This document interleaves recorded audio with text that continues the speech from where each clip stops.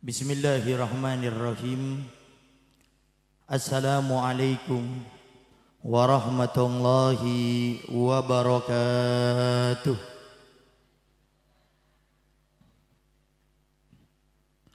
Alhamdulillah. Alhamdulillahi rabbil alamin.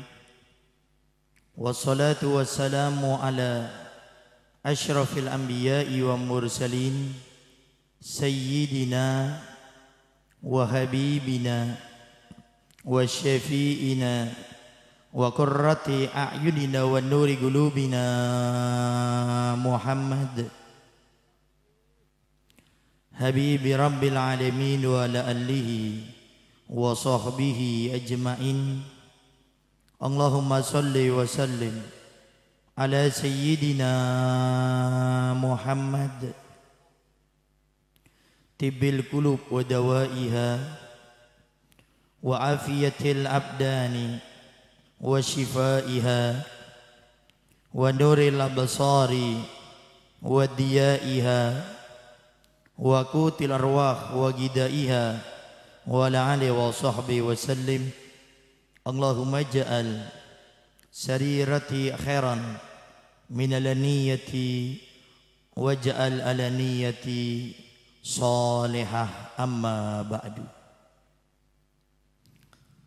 Al-Mukarram wal-Muhtaram yang sama-sama kita muliakan dan kita hormati selalu para alim, para ulama, para asatidah, penyambung lisan sekaligus penerus perjuangan Nabi kita Muhammad sallallahu alaihi wa alihi wasallam, yang kita doakan selalu mudah-mudahan para ustadz, para kiai, para ulama, para habaib kita diberikan panjang umur oleh Allah dalam keadaan sehat walafiat.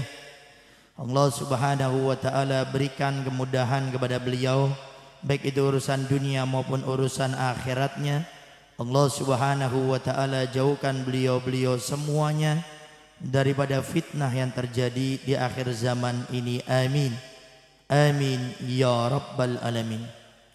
Dan juga tidak mengurangi rasa hormat kami kepada segenap para sepuh, para ustadz, para kiai, para ajengan, dan juga segenap aparat pemerintahan baik sipil maupun militer, terkhusus kepada Bapak Polisi yang sudah hadir, Bapak Polri, dan juga segenap aparat pemerintahan, khusus kepada segenap perangkat desa, baik itu Pak RT, Pak RW, Pak KU, Pak Lurah, dan juga segenap anggota DPRD, dan juga segenap para kesepuhan yang ada di tempat ini yang mungkin Al-Fakir tidak bisa sebutkan namanya satu persatu, tapi insya Allah tanpa mengurangi rasa hormat kami kepada beliau-beliau semua, kita doakan mudah-mudahan beliau-beliau semuanya diberikan kekuatan oleh Allah untuk menjalankan amanah dari Allah subhanahu wa ta'ala, dan mudah-mudahan amanah yang diberikan oleh Allah kepada beliau semuanya menjadikan sebab beliau makin mulia di dunia sampai di akhirat, dan mudah-mudahan amanah tersebut menjadikan sebab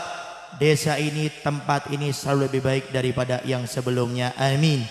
Amin ya rabbal alamin. Dan juga tidak mengurangi rasa hormat kami kepada segenap para orang tua kami, para bapak, para ibu-ibu, para hadirin wal hadirat, terkhusus kepada Syekhul Mahat Al-Maqasid, Ustadz Kiai Ustadz Roni, dan juga tadi kita sudah mendengarkan qori luar biasa Kiai Muammar. Alhamdulillah tadi sudah membacakan Al-Quran, yang mudah-mudahan dengan sebab itu semuanya rahmat Allah, hidayah taufik Allah, inayah maunah dari Allah mudah-mudahan selalu diturunkan di tempat ini. Amin. Amin ya rabbal alamin. Dan juga kepada segenap panitia Masjid At-Taqwa dan siapapun yang terlibat pada acara siang kali ini, Al-Fakir ingatkan jangan pernah bilang kecewa, jangan pernah bilang acara ini gagal, jangan pernah acara ini tidak maksimal. Dengarkan hadis Nabi tatkala Nabi berbicara dengan istrinya Sayyidatuna Aisyah radhiyallahu anha, apa yang disampaikan Nabi? Ajroki biqadri nasobiki, balasan akan Allah berikan tergantung capeknya, tergantung usahanya, tergantung letihnya. Maka saya yakin acara pada saat ini khususnya di siang kali ini pahalanya jauh lebih besar daripada acara-acara yang lainnya. Dan bahkan Al-Fakir sangat yakin insya Allah Nabi Muhammad SAW sangat senang dengan acara pada siang kali ini. Kenapa? Walaupun diguyur hujan, Bapak Ibu tetap datang ke tempat ini, dan inilah tanda cinta kita kepada Nabi kita Muhammad SAW. Jangan seperti orang yang ada di luar sana, gara-gara hujan mulai nggak jadi berangkat, gerimis sudah nggak berangkat. Bu, kalau hujan pakai payung bisa berangkat enggak? Bisa berangkat enggak? Kalau ibu hujan-hujan pakai payung kemudian kena hujan, pahalanya makin besar atau enggak? Makin tinggi enggak pahalanya? Ibu-ibu aja bisa jawab, apalagi yang bawa bapaknya. Oleh karenanya jangan sampai karena sebab ada suatu halangan kemudian kita akhirnya tidak berangkat ke majelis-majelis mulia seperti ini, seperti Maulid Nabi pada siang kali ini. Apalagi lihat nih, kita acara nih sedang ada yang sibuk bersihkan air. Oh, itu luar biasa itu. Besar pahalanya, mikirin gimana nih orang bisa duduk, orang ada yang berdiri di sana, ya. Sehingga saya ingatkan panitia semuanya. Bahkan saya kalau boleh mengatakan, insya Allah panitia pada saat ini panitia yang pahalanya paling besar, dan nanti insya Allah akan mendapatkan sanjungan khusus dari Nabi Muhammad SAW. Asalkan panitianya semua memiliki niat baik, hatinya ditata, ikhlas semuanya karena Allah, insya Allah Nabi kita Muhammad SAW senang dengan apa yang kita lakukan. Oleh karenanya saya ingatkan sekali lagi, jangan pernah ada kata-kata kecewa dan lain-lainnya. Kalau ada ya Allah kau hujan, langsung doa Allahumma shayyiban nafi'an. Ya Allah turunkan hujan yang bermanfaat, karena saya yakin yang datang pada siang kali ini hanya manusia-manusia pilihan Allah, umat-umat Nabi yang dicintai sama Nabi, sehingga Bapak Ibu yang hadir insya Allah mendapat pahala yang sangat besar, dan mudah-mudahan mendapatkan syafaat khusus nanti di akhirat dari Nabi kita Muhammad SAW. Amin, amin ya rabbal alamin. Kemudian tadi juga saya dengar MC berbicara acara Maulid ini untuk meningkatkan kecintaan kita kepada Nabi. Sebelum bicara cinta Pak Bu, ada satu pembahasan yang kadang sering dilupakan sama kita. Bagaimana cinta itu bisa muncul. Kalau menghadirkan cinta lewat kita membaca sholawat kepada Nabi, menghidupkan sunnah Nabi, makan minum duduk, jangan berdiri. Kalau ngaku umatnya Nabi, makan minumnya Saya tanya, yang makan minumnya duduk itu siapa? Nabi atau setan? Yang makannya duduk Nabi atau setan? Nabi. Kemudian yang makan pakai tangan kanan itu Nabi atau setan? Nabi. Saya tanya, yang makannya berdiri siapa? Yang minumnya berdiri siapa? Yang makan minumnya pakai tangan kiri siapa? Sekarang saya tanya, Bapak Ibu mau saya panggil umatnya setan? Kalau Bapak Ibu tidak ingin saya panggil umatnya setan, maka mulai siang hari ini berniat, ya Allah, mulai siang hari ini sampai saya meninggal dunia, saya berniat setiap saat saya akan makan minum dengan tangan kanan dan posisinya Pak, Bapak di sini kalah suaranya sama ibu-ibu. Ngaren, belum makan, ngarep berkat. Ngarep ada nasi. Sebelum berangkat makan lah, biar semangat nanti.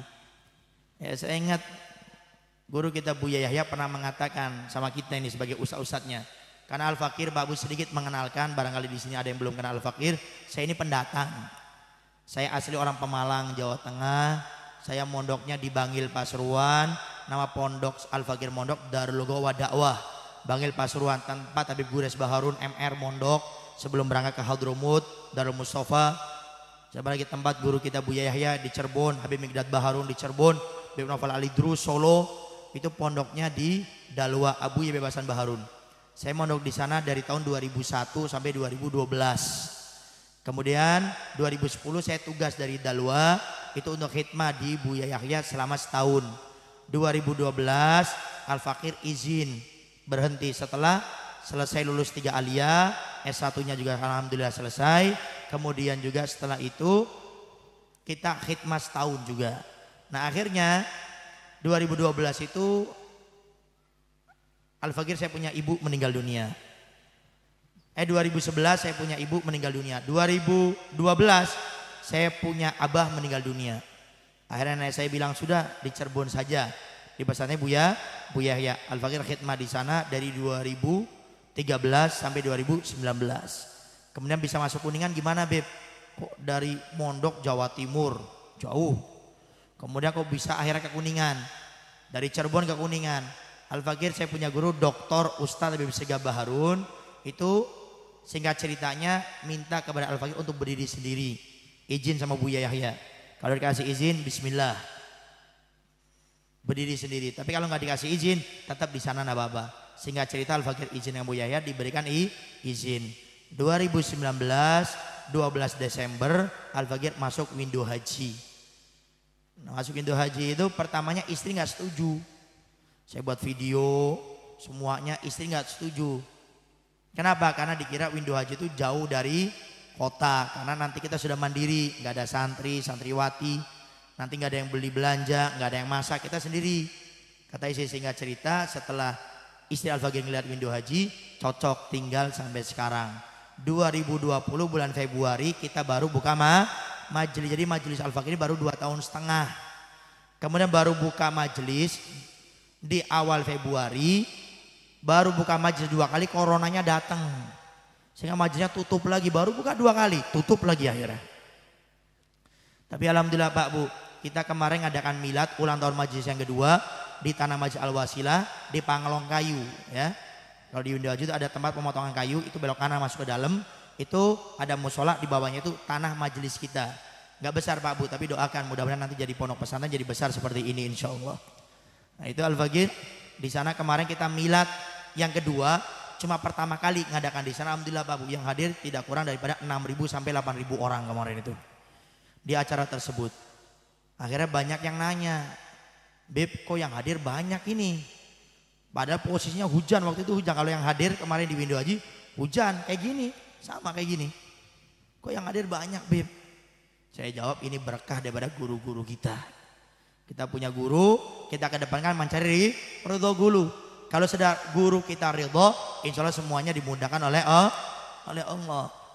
Kemudian juga usaha tidak mengkhianati hasil. Al-Fakir Pak Bu, waktu acara itu saya sampai malam, besok pagi acara, malam saya masih ngisi acara. Sampai teman-teman dari kesepuan ini panitia bilang, Beb besok pagi acara loh, jaga kesehatan. Ini antum ngisi di Purbalingga. 2 hari sebelum acara kita ngisi di Purbalingga. Kemudian besok pagi acara masih ngisi lagi di Citantu. Istirahat Beb, nanti jawabannya kalau pembubaran panitia ya. Akhirnya pas acara tidak ada panitia yang tidak menangis. Hampir rata panitianya nangis semua. Kenapa? Karena panitia kita nih Babu 90% orang hijrah. 90%. Sampai orang pada bilang, Beb santrinya mana? Santrinya akhirnya mereka bilang santrinya saya, santrinya Habib. Udah jenggotan, udah 60 tahun, 50 tahun. Santrinya saya katanya. Dan ala kulihal Al-Fakir juga berusaha untuk kita bagaimana punya acara. Doakan Babu kita di Kuningan ini alhamdulillah kita punya majelis 30 malam 30 majelis setiap Bada Isya. Nanti Bapak Ibu nanti di akhir kita lihat Al-Fakir setiap rutin itu ada live. Ini live di YouTube, Facebook, Instagram. Ya, nanti di akhir akan diinfokan. Nah, itu kita rutin setiap subuh kita punya kegiatan namanya suling, subuh keliling. Setiap hari pindah dari masjid ke masjid, musola ke musola. Baca kitab hikam karya Imam Ibn Athaillah Iskandari, cuma 1 kalimat beliau 15 menit durasinya, tidak pakai tanya jawab. Karena itu waktunya subuh santai. Itu setiap subuh di live-kan di YouTube, Facebook, Instagram. Nanti pada maghrib kita ada kajian ngopi, tanya jawab seputar masalah agama atau kajian baca kitab. Nanti pada isyanya kita ada kajian ngopi, ngobrol perkara iman, tanya jawab seputar masalah agama, khusus sama anak-anak muda yang tadinya belum mau ke masjid, belum mau ke majelis taklim, belum mau ke musola, kita jemput bola. Ada kita jemput bola sampai kita datang ke warung tongkol beliau di ujung, kita datang ke sana. Ada yang mereka nongkrongnya di rumah temannya, kita datang ke sana, kita buat acara ngopi, ngobrol perkara iman, tanya jawab seputar masalah agama. Dari setengah 9 sampai jam 10. Pakainya bukan kayak gini. Saya kalau ngopi itu saya pakai kopi yang warna, pakai sweater, jaket, baju lengan panjang, kemudian pakai sarung. Itu cuma tanya jawab. Dan hampir rata-rata semuanya bilang, Beb kurang. Padahal udah jam 10. 1,5 jam, karena acaranya nyantai, tidak ada ketentuan. Cuma ngobrol, tanya jawab. Oleh karenanya Pak Bu, dengan acara Maulid Nabi ini ya, ini sebetulnya ada yang sering lupa kita hadirkan. Apa itu? Rasa rindu sama Nabi. Makanya jangan heran Pak Bu, ada orang sering hadir acara Maulid sudah puluhan, ratusan, bahkan ribuan kali, tapi keluar acara Maulid, keluar bulan Rabiul Awal, seakan-akan tidak terdidik di bulan Maulid. Kalau kita kemarin Ramadan, sampai ulama mengatakan kun robbanian walatakun ramadonian. Jadilah kalian orang terdidik di bulan Ramadan, jangan menjadi orang yang cuma bisa ibadah di bulan Ramadan. Sama bulan Maulid, orang semuanya baca qasidah, baca Maulid, sholawat sama Nabi, menghidupkan sunnah Nabi, membaca sejarah kehidupan Nabi. Acara Maulid hadir di mana-mana. Setelah selesai acara Maulid, majelis taklimnya libur di masjid musola. Kalau Maulid ramai, oh maaf ya, saya sibuk. Padahal sehari-harinya jualan di pasar. Sibuk apa Pak? Hadir acara Maulid pagi, siang, sore, malam, subuh kalau perlu. Sibuk. Selesai acara Maulid, nongkrong di pasar. Pak, kok nggak hadir acara Maulid di masjid ini, di musola ini? Maulidnya sudah selesai. Itu namanya tidak terdidik. Kalau terdidik itu, bulan Maulid ini cuma dijadikan batu loncatan untuk makin istiqomah kenal sama Nabi lewat hadir majelis taklim. Jangan hadir majelis taklimnya bulan Maulid aja sama Rojaban nanti Isra Mi'raj itu. Nanti takutnya dekat sama Nabi cuma 2 bulan. Sebulan karena Maulid, sebulan karena Rojaban, kan gak enak kayak gitu. Oleh karenanya Pak Bu, kerinduan ini harus dihadirkan. Bagaimana Ustadz agar kita bisa rindu sama Nabi? Ingat cinta dan perjuangan Nabi untuk kita. Ingat cinta dan perjuangan Nabi untuk kita. Saya tidak bahas masalah ini karena bukan tema yang Al-Fakir bahas. Cuma satu cerita yang Al-Fakir ingin utarakan biar kita sama-sama lebih rindu cinta sama Nabi. Dalam kitab karangan Habib Ali bin Abdul Al-Jufri, murid Habib Umar bin Hafid, yang diterjemahkan dengan tema detik-detik meninggalnya Nabi Muhammad SAW, dalam kitab tersebut diceritakan bagaimana di hari Nabi mau meninggal dunia. Nabi minta izin dengan 8 istrinya untuk tinggal di rumah Sayyidatuna Aisyah. Di hari itu Nabi akan meninggal dunia. Nabi tiduran di pangkuan Sayyidatuna Aisyah. Itu pintu sudah ditutup dengan rapat. Tiba-tiba pintu yang sudah ditutup dengan rapat terbuka dengan sendirinya. Tidak lama masuk angin yang sangat harum semerbak luar biasa. Sayyidah Aisyah ketakutan. Tanya sama Nabi, wahai Rasulullah, ada apa ini? Lalu Nabi menjawab, wahai Aisyah, jangan khawatir. Malaikat Israel sedang bertamu ke rumah kita. Khawatir Sayyidah Aisyah. Apa tugas malaikat Israel? Mencabutnya nyawa. Khawatir Sayyidah Aisyah. Tidak lama malaikat Israel sudah berdiri di depan Nabi. Seraya berkata, wahai Rasulullah, Allah yukri'ukas salam. Allah kirim salam denganmu wahai Rasulullah. Rasul tanya, wahai Israel, kamu datang ke sini untuk bertamu atau menjalankan tugasmu? Malaikat Israel menjawab, saya wahai Rasulullah datang ke tempat ini untuk menjalankan tugas saya. Saya diperintah oleh Allah untuk mencabut nyawamu. Tapi Allah pesankan kepada saya, nanti kalau kamu berbicara dengan Rasulullah dan Rasulullah tidak ingin dicabut nyawanya hari ini, maka jangan kamu cabut nyawanya, tangguhkan, akhirkan sampai di waktu mana Nabi Muhammad SAW ingin dicabut nyawanya. Sallu ala Nabi Muhammad. Tidak ada Pak Bu cerita seperti ini, hanya khusus untuk Rasulullah. Lalu Nabi tanya lagi, apakah ini perintah dari Allah wahai malaikat Israel?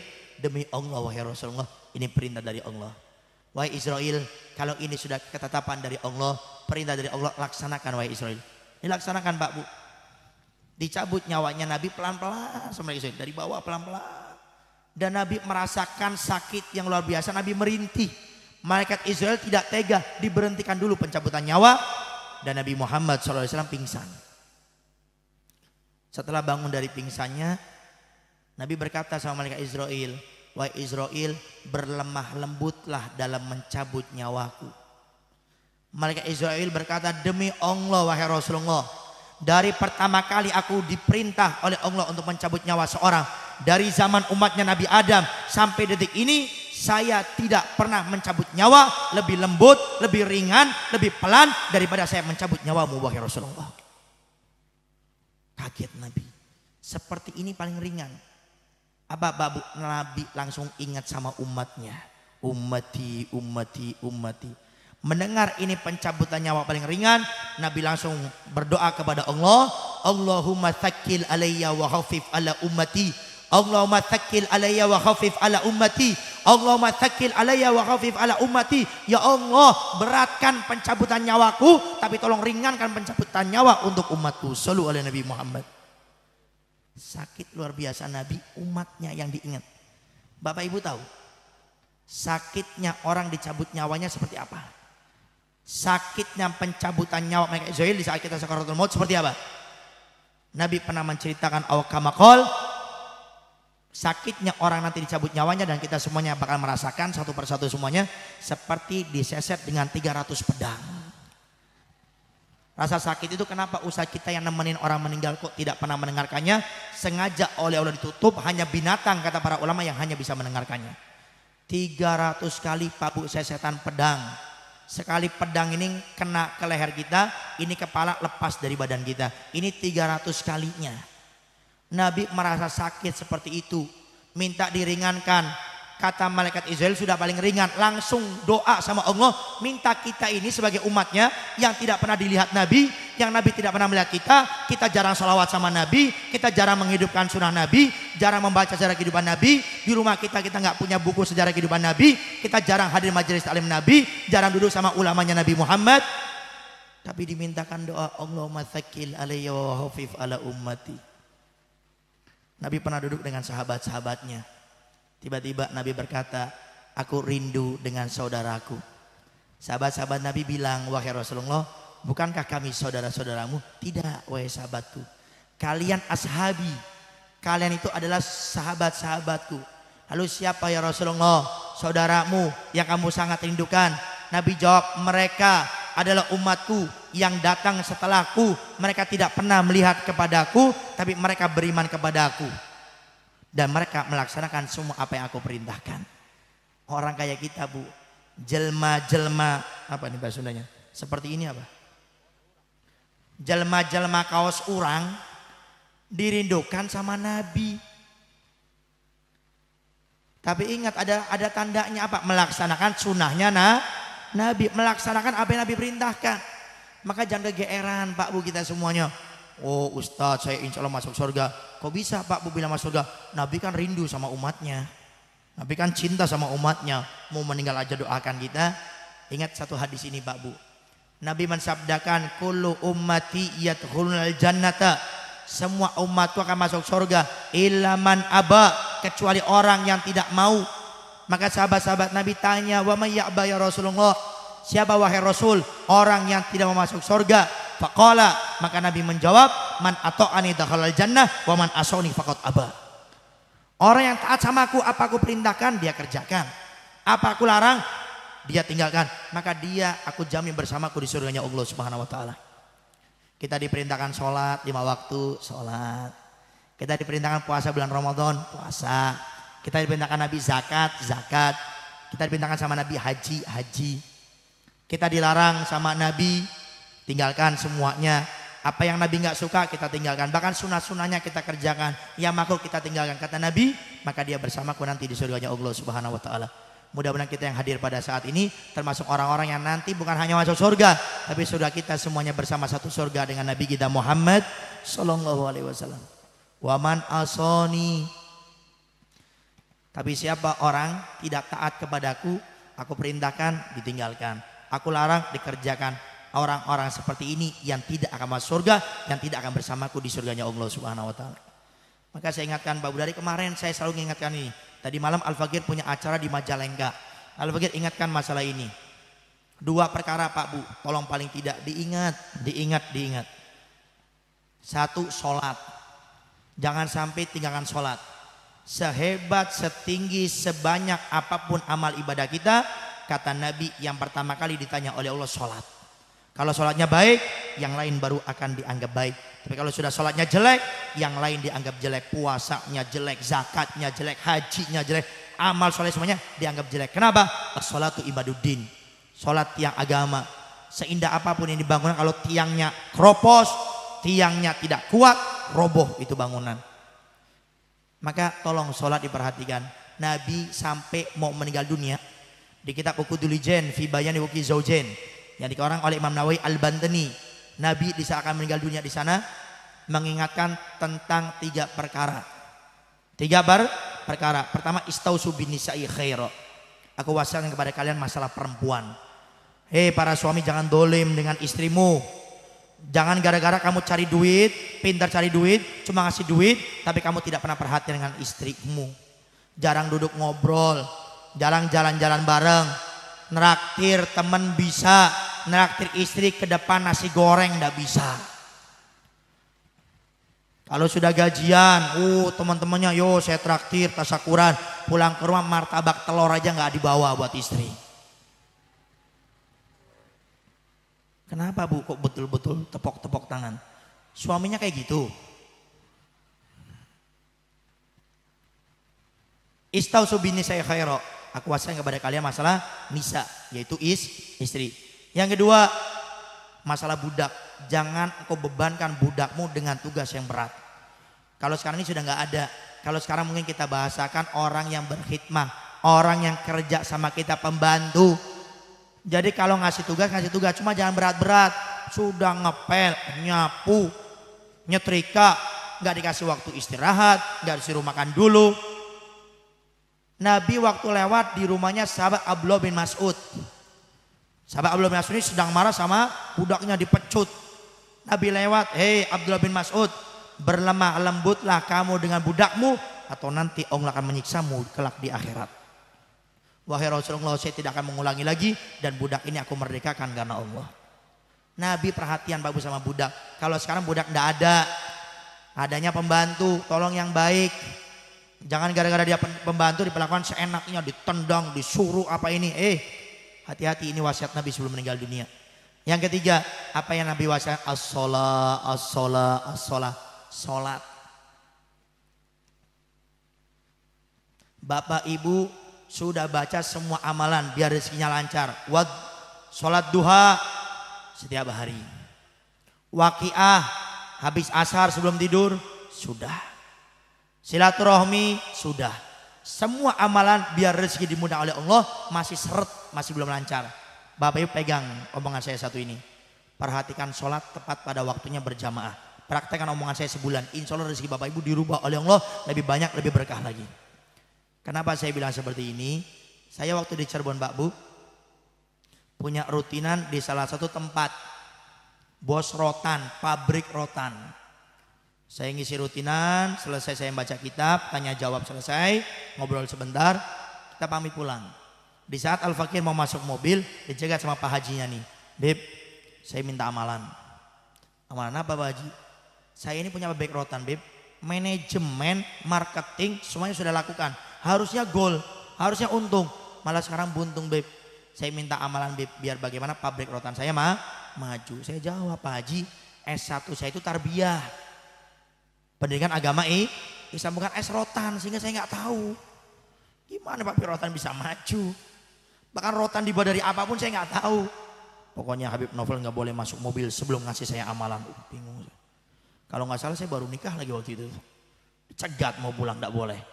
Mikir-mikir, coba Pak Haji gini aja. Apa amalannya?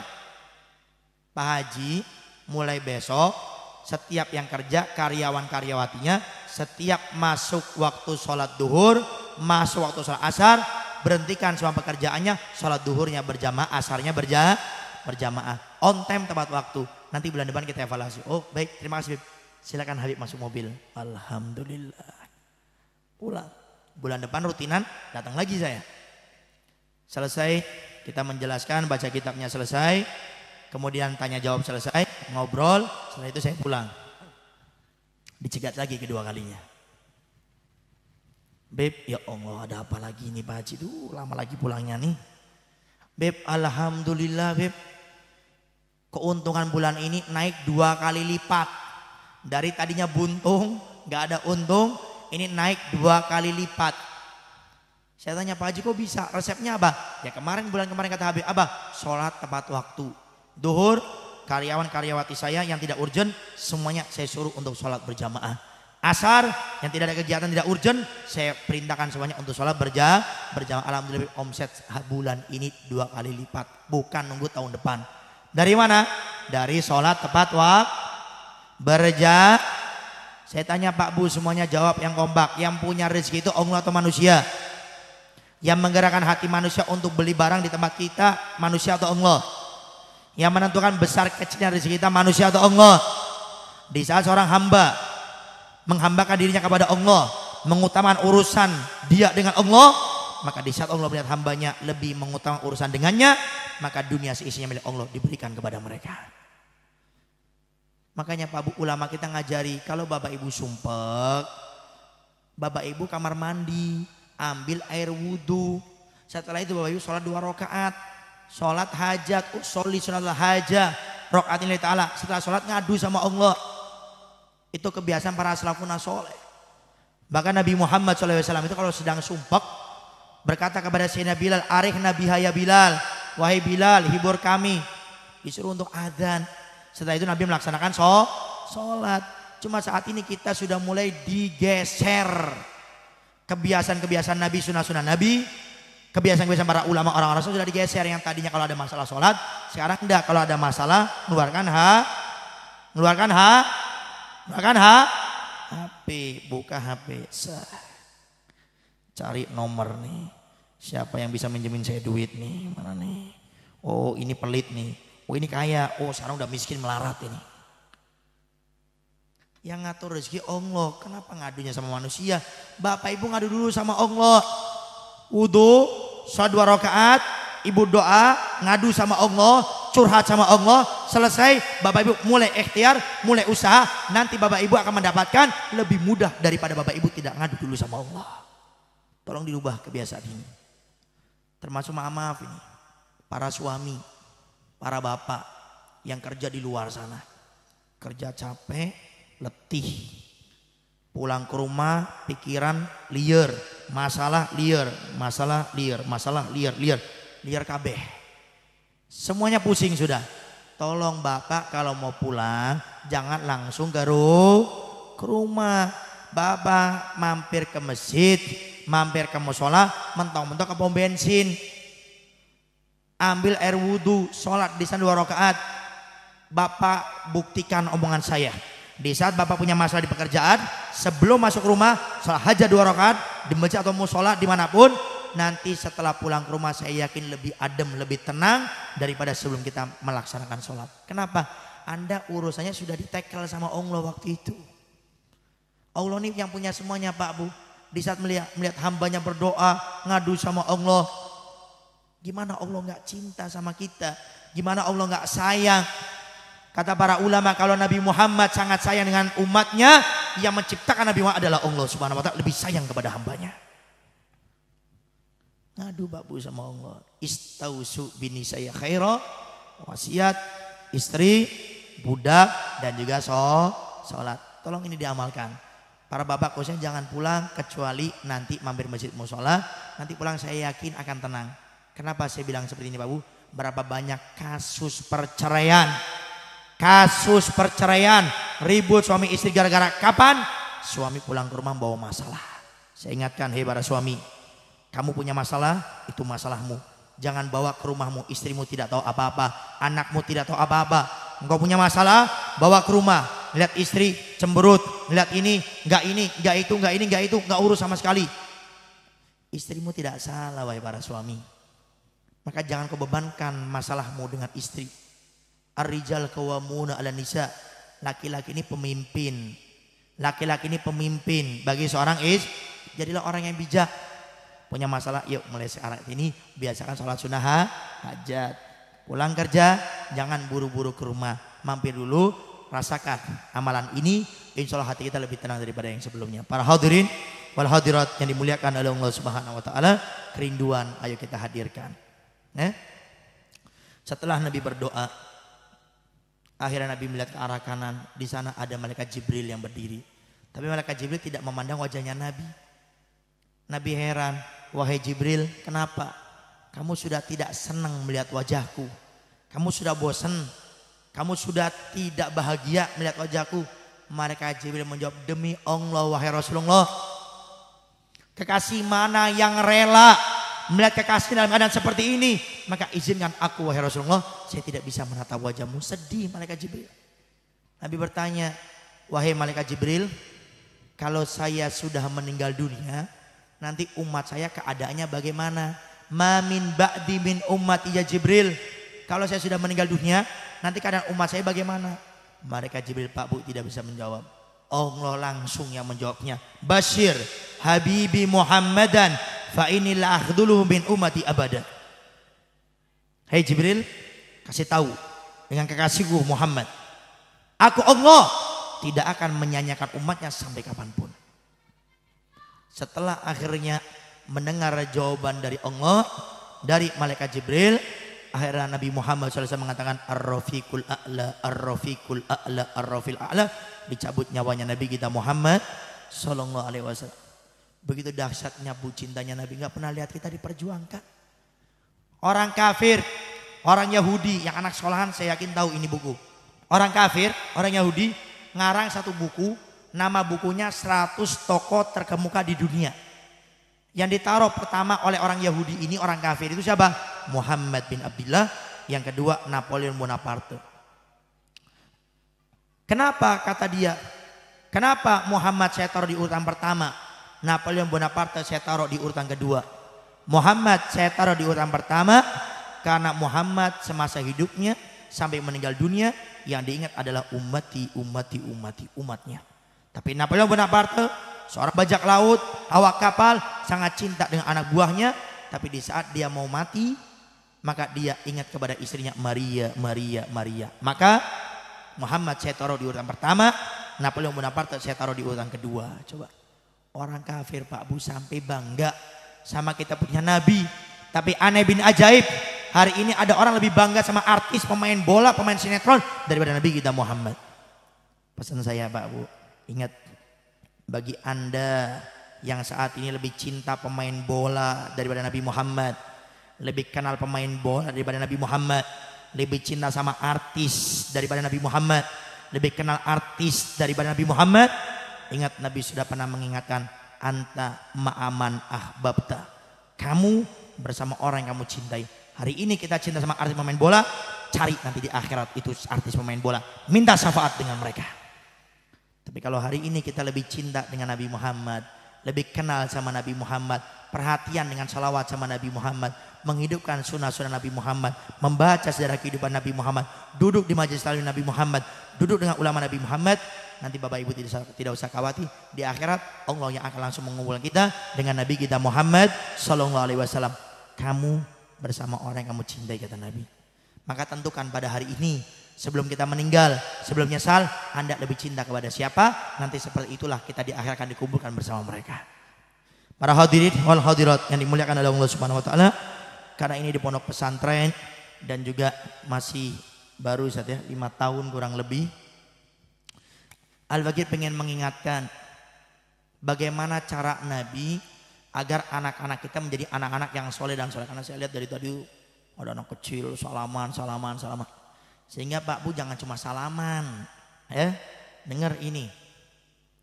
Kalau ingin punya anak soleh dan solehah, sudah diajari oleh Nabi.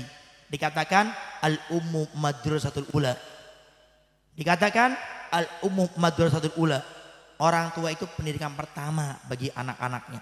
Artinya kalau kita ingin punya anak yang soleh dan solehah, jadilah Anda sebagai figur contoh untuk anak-anak Anda. Jangan cuma bisa nyuruh sholat tapi Anda tidak pernah sholat. Jangan cuma hanya bisa nyuruh anak ke majelis taklim, Anda tidak hadir di majelis taklim. Seorang bapak gagah gembita bilang sama anaknya, nah sholat berjamaah. Siapa? Anaknya ke masjid, ke musola sholat berjamaah, bapaknya belok ke pos kamplink main catur sambil nyeruput kopi hitam. Nah hadir nak majelis taklim, siap Bu, hadir majelis taklim. Anaknya ke majelis taklim, ibunya nonton sinetron. Makanya saya tidak heran Pak Bu. Kalau kita lihat di televisi, media sosial, media cetak, ada anak kurang ajar, nendang bapaknya, mukul ibunya, bahkan sampai ada yang tega membunuh orang tuanya sendiri. Kalimantan Barat Pak Bu, ada seorang anak laki-laki membunuh ayahnya sendiri. Cerita nyata. Jadi si anak minta sama ayahnya, ayah saya minta diberikan motor gede. Anak SMP masih kecil. Ayahnya tentu bijak, nggak dikasih nanti. Si anak nggak terima. Pada besok setelah pulang sekolah, anaknya nunggu di belakang pintu. Ayahnya masuk langsung ditusuk dengan pisau. Seketika itu juga meninggal di tempat, anaknya kabur. Setelah itu akhirnya istrinya keluar nangis-nangis lihat suaminya sudah meninggal dunia. Setelah dikuburkan, tetangga banyak yang heran, tanya, Bu, kenapa kok anak ibu sampai rela membunuh ayahnya sendiri? Anak saya minta beli motor gede, kemudian suami saya nggak ngasih. Tanya lagi, Bu, anak ibu masih SMP, kenapa minta motor gede? Iya, karena saya dan anak saya suka nonton sinetron, yang artinya suka pakai motor gede. Saya nggak minta diberikan motor gede. Hati ini ibu-ibu yang suka nonton sinetron, anaknya nonton ngelihat mobil yang bagus, minta diberikan mobil, nyaho. Makanya saya ingatkan ya, para ibu nih yang hobi nonton sinetron. Ya, kalau mau nonton sinetron nanti aja kalau sudah anaknya tidur tengah malam jam 12 nonton sinetron. Tapi kalau bisa tidak usah nonton seperti itu. Maka bagaimana Ustadz agar saya punya anak soleh dan soleha? Kita jadi figur, jadi contoh untuk anak-anak kita. Jangan cuma kita bisa marah, bisa nyuruh, tapi kita tidak bisa jadi contoh. Bagaimana Ustadz cara menjadikan figur? Kalau kita untuk jadi figur, jangan pernah kita menyuruh sesuatu kecuali kita yang pertama kali melakukannya. Nabi tidak pernah Pak Bu menyuruh seseorang kecuali Nabi yang pertama kali melakukannya. Dan itu resep bagaimana sahabat-sahabat Nabi sangat cinta sama Nabi. Apa penyebabnya? Karena Nabi tidak pernah berbicara, tidak pernah menyuruh kecuali Nabi yang pertama kali melakukannya. Yuk sekarang sama anak-anak kita, didik anak kita kenal Nabi semenjak kecil. Didik anak kita cinta Nabi, sayang Nabi, rindu Nabi semenjak kecil. Jangan sampai di otak, pikiran, di hati anak kita malah yang masuk artis, pemain bola, sinetron. Kata para ulama, mendidik anak di masa kecil lebih mudah daripada mendidik anak di masa besar. Mendidik anak di masa kecil seperti mengukir di atas batu, gampang kelihatan. Tapi mendidik anak di masa besar seperti mengukir di atas air, sulit, gak kelihatan. Makanya Bapak Ibu jangan harap datang kepada Ustadz, Kiai Ulama, Ustadz, Kiai Ulama Habib, doain, cuma bawa air, doain. Biar anak saya jadi anak yang soleh dan soleha. Kemudian doain, kemudian langsung jadi anak soleh soleha gitu. Disembur ubun-ubunnya, Ustadz tolong nih Ustadz, ubun-ubun anak saya nakal banget Ustadz, tolong disembur Ustadz. Kemudian langsung jadi anak soleh dan soleha. Pondok pesantren libur semuanya itu. Diawali dari kita sebagai orang tua, jadi figur contoh yang baik, didik semenjak kecilnya, tanamkan pendidikan agama, kenalkan dengan Nabi kita Muhammad SAW. Maka jangan hanya kita sibuk papu nyari titel, nyari ijazah. SD-nya harus favorit, SMP-nya harus terpadu, SMA, SMK-nya harus yang terbaik, kuliahnya harus lulus. Dari S1, S2, S3, S4, S5, S6, S7 harus lulus semuanya. Tapi anaknya nggak bisa ngaji, biasa. Anaknya nggak bisa wudhu, biasa. Anaknya nggak sholat, biasa. Hati-hati Pak Bu. Ini saya pesankan cerita terakhir sekaligus ini sebagai penutup. Saya punya guru, Dr. Ustaz Habib Sigabah Harun. Beliau pernah ditelepon oleh satu orang laki-laki. Habib, saya mau nanya. Silakan. Habib, saya punya gaji 1 bulan 27 juta. Sebulan 27 juta. Saya punya abah, saya punya ayah sudah meninggal dunia. Saya menjamin hidup, saya punya ibu. Saya punya adik perempuan sekolah, saya membayar semuanya.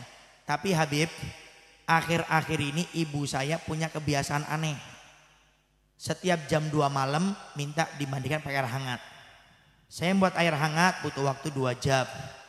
Memandikan ibu saya butuh waktu 2 jam. 4 jam Ustadz Habib, waktu tidur saya hilang. Kata saya punya guru, maaf Pak, to the point saja. Langsung Yang pengen ditanyakan itu apa? Camkan Mbak Bu jawaban ini anak. Ustadz Habib, boleh tidak kalau ibu saya suntik mati saja katanya. Setelah dicari tahu kenapa ini anak berani seperti itu, ternyata di masa kecilnya sampai besar tidak pernah dikenakan oleh orang tuanya kepada Nabi Muhammad SAW. Tidak pernah diberikan pendidikan agama, tidak pernah dibawa ke madrasah, tidak pernah dibawa ke pondok pesantren, tidak pernah dibawa ke majelis taklim. Bapak ibunya hanya sibuk mencari titel dan ijazah. Saya ingatkan Mbak Bu, hari ini Bapak Ibu kita semuanya ini bisa datang ke tempat ini sendiri, jalan sendiri. Hari ini kita bisa makan minum sendiri. Hari ini kita bisa jalan ke kamar mandi sendiri. Hari ini kita bisa cebok sendiri. Tapi ingat Pak Bu, suatu saat nanti naudzubillah min dzalik, ternyata kita sakit, sudah sepuh, sudah tua, makan nggak bisa sendiri, butuh orang yang membantu. Kamar mandi nggak bisa sendiri, butuh orang yang membantu. Cebok kita nggak bisa sendiri, harus ada orang yang mencebokkan kita. Maka saat itu Pak Bu, yang akan memberikan waktunya, tenaganya, hartanya, semuanya hanya satu, yaitu anak kita. Bayangkan Pak Bu kalau hari ini anak kita nggak kenal sama Nabi Muhammad. Kita hanya sibuk mencari dunia. Mencari titel ijazah untuk anak-anak kita sampai lupa. Ke majelis taklim aja nggak pernah dibawa. Jangan salahkan Pak Bu. Naudzubillah min dzalik, nanti anak kita berani seperti itu. Bahkan sering Al-Baghi mendengar bapaknya, ibunya Sakaratul Maut di rumah sakit, anaknya satu persatu keluar ribut tentang masalah warisan. Ini motor buat siapa nih? Mobil buat siapa? Sawahnya di sana, tanah di sana, rumah. Pembagian waris padahal bapak ibunya Sakaratul Maut. Kenapa? Karena bapak ibunya hanya sibuk cari duit. Bapak ibunya hanya sibuk mencari titel ijazah untuk anak-anaknya. Pak Bu, sebelum telat hari ini perhatikan pendidikan agama anak-anak kita. Jangan sampai nanti kita di saat seperti itu kita nyesel, hanya bisa menangis. Penyesalan datang di akhir, tidak di awal. Imam Ghazali berkata, saya menjadi imam seperti ini, kata Imam Ghazali, pengarang kitab Ihya Ulumuddin, pengarang kitab Bidayahul Hidayah.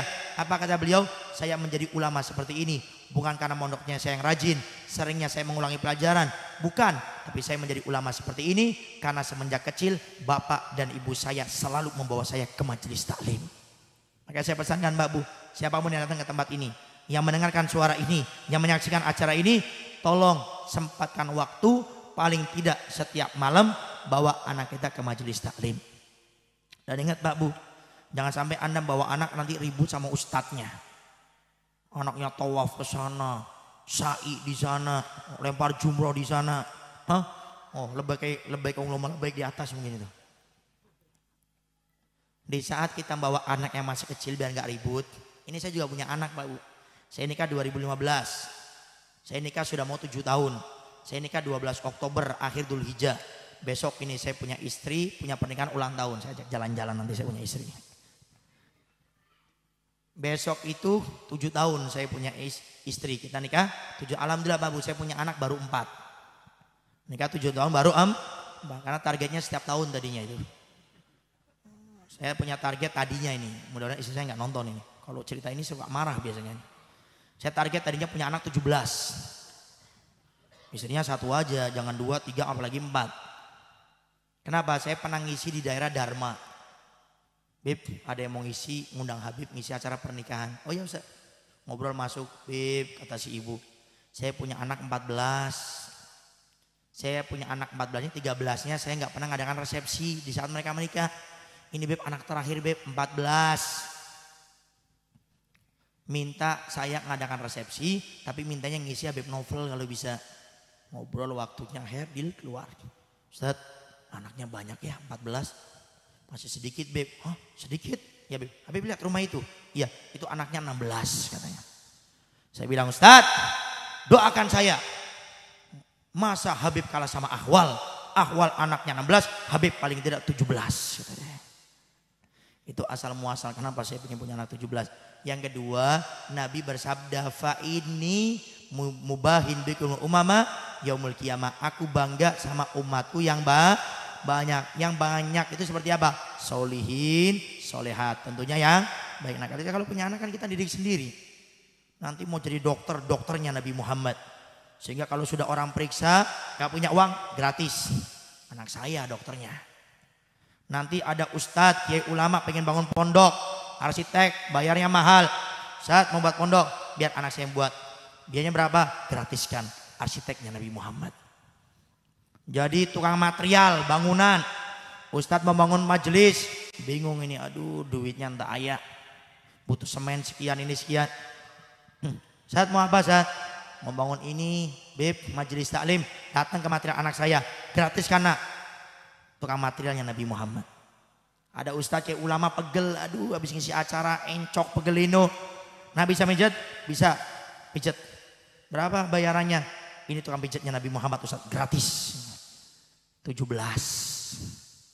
Tinggal lihat tuh jadi apa? Jadi pilot. Kalau jadi pilot gratis kan juga bingung ya. Ya selain itulah. Ya.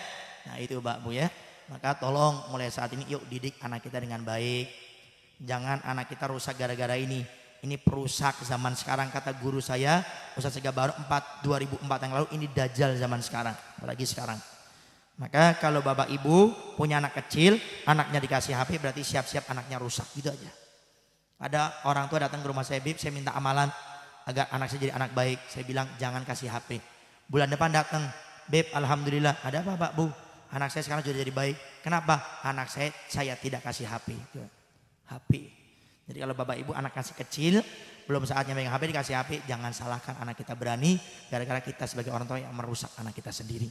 Para hadirin wal hadirat yang dimuliakan oleh Allah Subhanahu wa taala, mungkin itu saja yang bisa Al-Fakir sampaikan. Ada 2 pengumuman ya. Yang pertama, coba saya minta izin bapak ibu yang bawa HP, coba keluarkan HP-nya. Yang punya HP.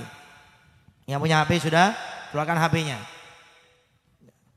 Yang HP-nya nggak ada YouTube-nya jangan. Ya. Sudah dikeluarkan? Coba buka YouTube-nya, YouTube. Nanti jangan ketawa dulu, nanti. Sudah buka YouTube-nya? Tak ayak kuota na. Tethering hala, sekedap entar naon-naon. Ya. Hotspot ke saya bisa nyambung ke sana. Habib kalau sudah masuk ke YouTube Pak Bu, coba klik nama saya Habib Novel Alatos. Coba klik Habib spasi pakai V ya. V ya. Habib Novel spasi Alatos. Sudah? Bu, sudah belum? Sudah belum? Punya HP enggak? Kalau nggak punya nggak jangan bilang belum. Sudah. Namanya Habib spasi Novel pakai V seperti ini. Al-Atos, AL spasi ATHOS. Habib Novel Al-Atos. Sudah? Keluar muka saya. Ada muka saya? Ada enggak? Kalau mukanya siapa nih? Kalau mukanya ini berarti hoax. Muka saya. Sudah? Coba bunyikan loncengnya, like and subscribe gitu. Nanti dulu, nanti saya jelaskan. Saya kalau nyari subscriber di sini berapa orang sih? Hah? Yang bawa HP juga paling berapa orang ini ya? 1000 juga nggak nyampe kan? Coba diklik and subscribe. Nanti saya jelaskan fungsinya apa. Sudah? Klik and subscribe sudah? Kalau bapak ibu pengen lihat kajian pada saat ini, nanti bisa lihat di YouTube saya. Dan saya punya YouTube Pak Bu. Itu ada live tadi saya sudah cerita sehari 3 kali. Nanti bapak ibu bisa sama-sama belajar setiap hari bersama Al-Fakir. Itu yang saya maksud. Subuh. Daripada habis subuh tidur, yurusul fakir. Dikatakan orang yang habis salat subuh tidur akan diberikan kefakiran oleh Allah. Makanya melaratos karena suka tidur subuh, jangan-jangan. Nanti jam 5 kurang seperempat lihat YouTube Al-Fakir. Kalau sudah di subscribe nanti ada pemberitahuannya. Oh sedang live, klik masuk langsung belajar bareng 15 menit. Jam 5 kurang seperempat sampai jam 5. Sebentar Pak Bu, nggak lama. Kemudian nanti habis maghrib ada kajian. Habis maghrib sampai Isya. Nanti habis Isya sekitar jam 8:30 ada kajian. Ya bersama Al-Fakir. Pokoknya diklik and subscribe dulu. Nanti ada pemberitahuannya. Dan juga Al-Fakir punya Facebook, Instagram, Telegram, dan TikTok. Nanti bisa diklik and subscribe. Khususnya Pak Bu, khususnya ini yang Facebook sama Instagram. Kenapa? Al-Fakir saya punya kegiatan tanya jawab di Facebook dan Instagram. Di YouTube tidak ada. Facebook, Instagram saja. Setiap hari insya Allah. 7:30 sampai jam 7. Setengah jam. 6:30 sampai jam 7. Sebelum kita berangkat kerja, kita buat motivasi setengah jam. Dan itu tanya jawab. Motivasinya cuma 3 menit, nanti sisanya tanya jawab. Bebas Bapak Ibu mau nanya seperti apapun. Kalau sudah di Facebooknya, di Instagramnya, diklik subscribe, nanti akan ada pemberitahuannya. Kemudian nanti jam 2 siang sampai asar atau jam 4 sore sampai jam 5 nanti ada kajian tanya jawab khusus 1 jam. Jadi yang pengen nanya, yang pengen itu tinggal nanti ikuti Facebooknya, diklik, Instagramnya, di subscribe, nanti akan ada pemberitahuannya live streaming dengan Habib Novel Atos. Klik masuk. Bapak Ibu mau tanya, tinggal tanya, Ustadz, suami saya jarang sholat, gimana agar suami saya ini jadi ahli sholat? Di ruqyah atau saya bacakan surat apa? Ustadz, saya punya istri itu Ustadz, nutup auratnya kalau hadir ke majelis taklim. Kalau sudah di rumah itu auratnya dibuka-buka. Depan rumah banyak laki-laki yang lewat Ustadz. Pakai kerudungnya kayak pakai hordeng. Kalau pagi dibuka, kalau menjelang maghrib ditutup. Awas, kerudung itu penutup aurat, bukan kayak hordeng. Ya. Bagaimana Ustadz agar saya punya istri istiqomah menutup aurat? Nanti bisa ditanyakan di situ.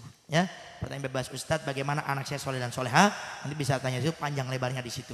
Ya, Insya Allah setiap hari sama tidak ada udur. Oleh karenanya singkatnya diklik subscribe, nanti ada pemberitahuannya biar bisa ngaji setiap hari. Apa Ustadz faedahnya kalau diklik subscribe? Bapak Ibu setiap saya punya konten pahalanya ngalir sama Bapak Ibu. Kenapa? Mandala ala khair falau mislu ajri fa'ilihi. Siapa yang menunjukkan kebaikan dia dapat pahala sebagaimana orang yang melakukannya. Innamal amalu binniyat. Sehingga setiap saya live, Bapak yang ikut konten Al-Fagir yang mengklik subscribe dapat pahalanya juga. Kenapa? Karena di saat ngelik niat untuk ngaji. Walaupun Bapak Ibu nggak sempat nonton karena mungkin ada kegiatan lain hal, tetap dapat pahala. Innamal amalu binniyat. Segala sesuatu tergantung niatnya. Yang terakhir, info yang kedua, Bapak Ibu bangunan ini ya. Ini bangunan mau dibangun Pak Bu. Untuk sekolah SMP yang insya Allah ya, untuk yayasan Pondok Pesantren Al-Maqasid Al-Islamiyah ya, Madrasah Ibtidaiyah sudah sampai tingkat kelas 6, kurang lebih 250 siswa. Coba Masya Allah. Madrasah Diniyah Sore Pondok Pesantren Al-Maqasid Al-Islamiyah, dan sekarang berjalan pembangunan gedung direncanakan untuk ruang SMP Islam Al-Maqasid. Jadi ini nanti buat SMP.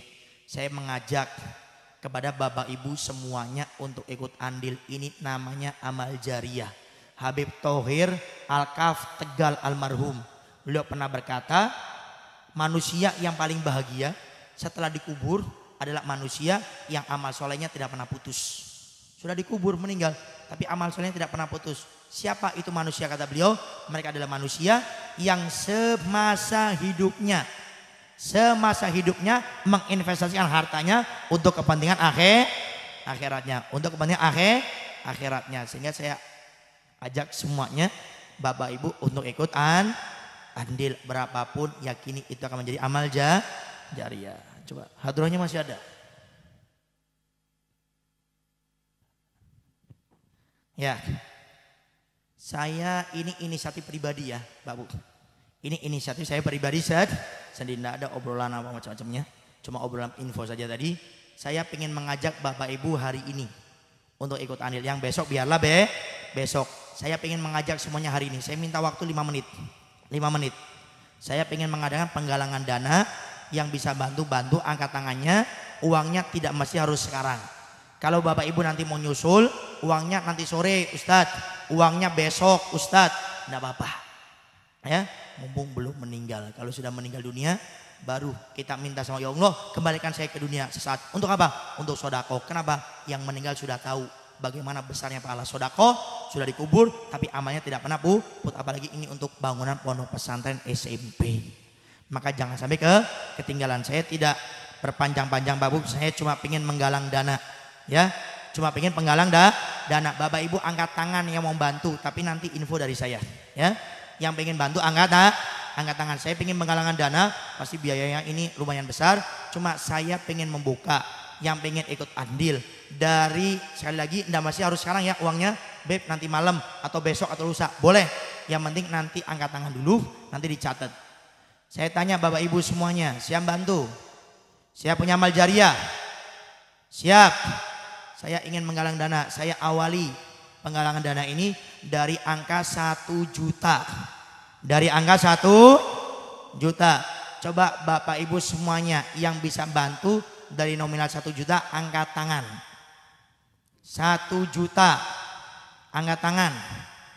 Yang bisa. Uangnya tidak masih harus sekarang. Mau sore, malam, besok, lusa, terserah.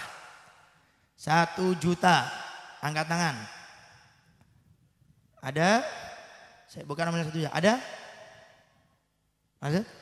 Ada 1 juta. Coba Pak siapa Pak namanya? Uktub. Pak siapa namanya Pak? Pak siapa? Pak Muksin. Pak Husin.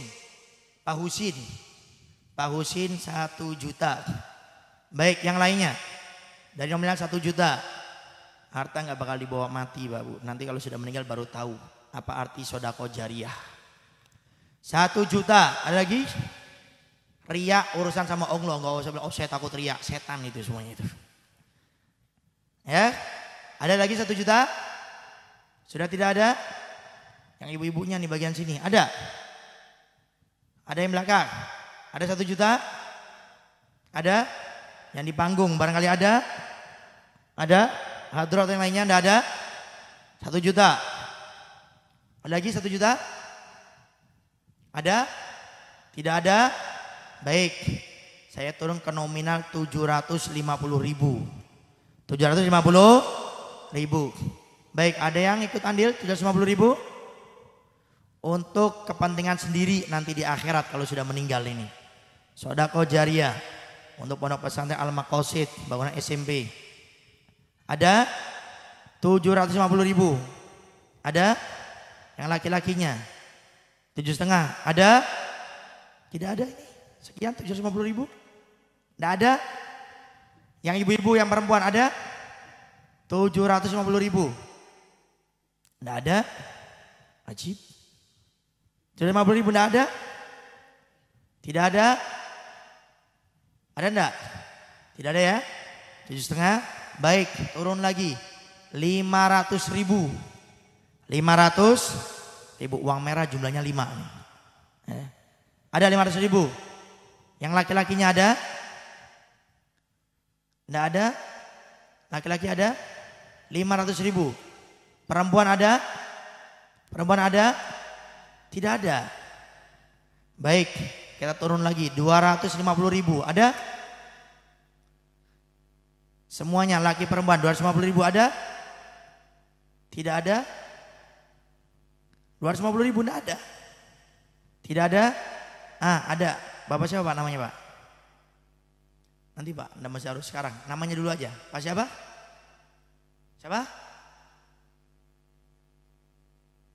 Pak Komar. Ya, Pak Komar. 250.000. Nanti kita baca kurs Al-Fatihah untuk yang nyumbang-nyumbang ini. Mudah-mudahan bulan depan diganti oleh Allah sampai 100 kali lipat. Insya didoakan, diaminkan semuanya insya Allah. Ada lagi 250.000. Ada 250.000? Yang ibunya ada? Itu dada-dada atau angkat tangan itu? 250.000 ada? Ibu-ibunya ada? Sudah tidak ada? Tidak apa-apa, ini pribadi masing-masing. Ya, nggak ada paksaan. Ya, nanti kita akan tahu kalau sudah meninggal dunia. Alhaakumut takatsur hatta zultumul maqabir. Kita bangga ngumpulin duit. Nanti kalau sudah masuk kuburan baru tahu. Sudah tidak ada ya? 250.000. Baik. 100.000 uang merah cuma 1 biji.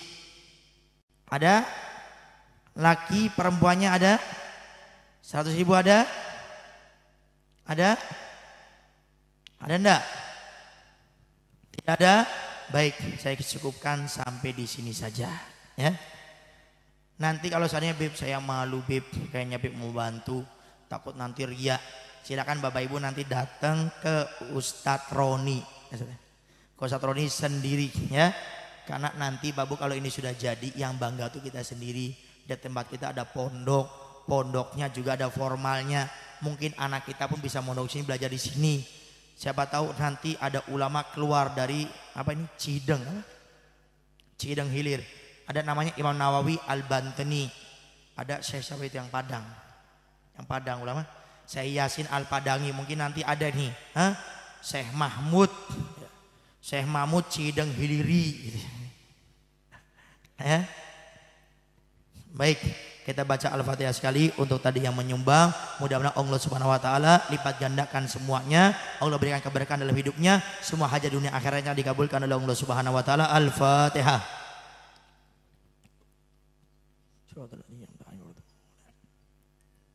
Bagi sebagai penutup, saya minta nanti ada gelar sorban.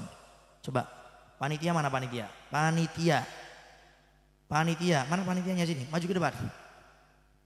Saya butuh 2 orang aja, nggak usah banyak-banyak, 2 orang. Sini 2 orang.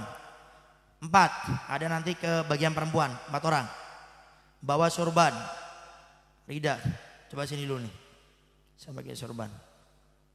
Buat nanti penggalangan dananya. Barangkali ada yang bisa bantu, nggak sampai segitu, nggak apa-apa. Itu akan menjadi amal jariah nanti buat kita sendiri. Ya, sini coba ke depan. Nih sorban, pakai sorban saya dulu nih. Nanti pakai sorban satunya lagi cari. Mana sorban? Ada yang pakai rida atau pakai apa? Hadroh, ada yang pakai sorban enggak? Ada. Coba sini pinjam.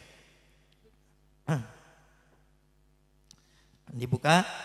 Yang ini, yang putih nanti ke bawah apa? Nah, yang punya anak biar nanti ke ibu-ibu. Oh ya sudah. Oh gitu aja. Ada baca maulid. Oh, kan nanti aja. Belum. Nggak usah. Nanti habisnya ada maulid ya. Bapak Ibu jangan bubar dulu ya.